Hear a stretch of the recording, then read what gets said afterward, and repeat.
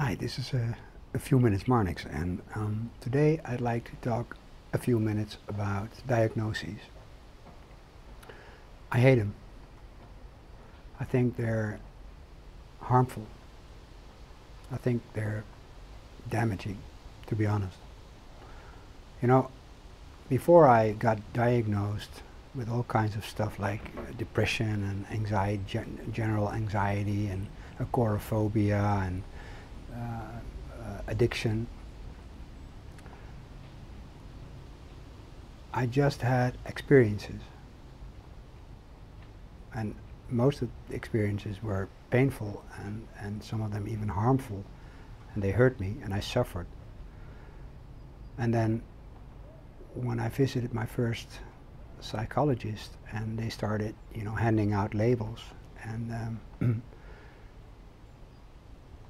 taking my personal temporary circumstances and giving them a name, I felt a little bit of relief, in the beginning, because for the first time in my life I felt like it was clear that I had something. I was not just simply confused and lost in my pain. I had something, it was a thing, it was a solid thing. And that was also what was so wrong about the diagnoses they gave me.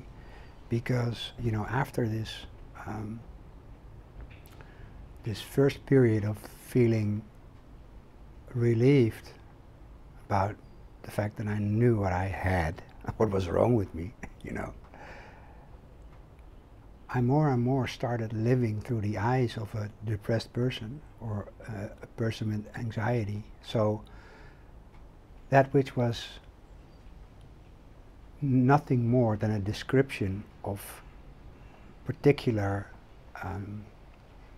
circumstances, particular symptoms, became a thing of its own. The depression, which was a name for feeling low and not having any energy and not being able to sleep and not having any sense of fulfillment in life.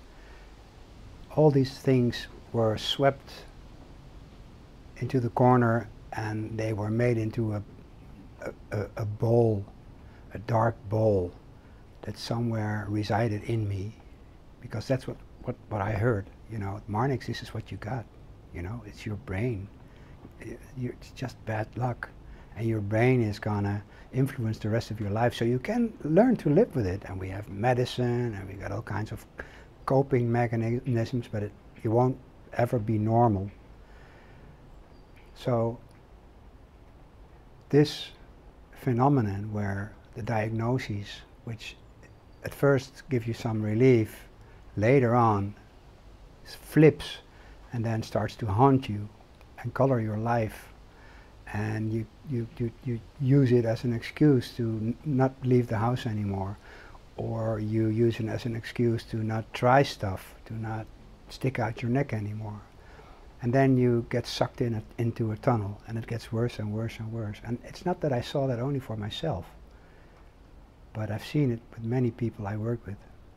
Many people I work with have a lot, like a bucket of diagnoses. And they're all so bogged down by it. It weighs so extremely heavy on them. And they don't see that it was just one person in their life who talked to them for a while and then give them this particular label. It was just like an estimate about what was going on for the people. And what most people, what they weren't told by the therapist, is that's a temporary phenomenon. It's just a way to describe something that happens to us, that can happen to us as a human being. But it's never who we are. And there starts the big fusion. I'm confused. People start to see themselves as depressed, damaged people, like depressed or anxious persons, or, addicted creatures, not people who try to cope with stuff, not people who just go through human experiences like we all do. No, we're damaged goods, and we start to see ourselves like that, which has an immense influence on our lives and how we show up, you know.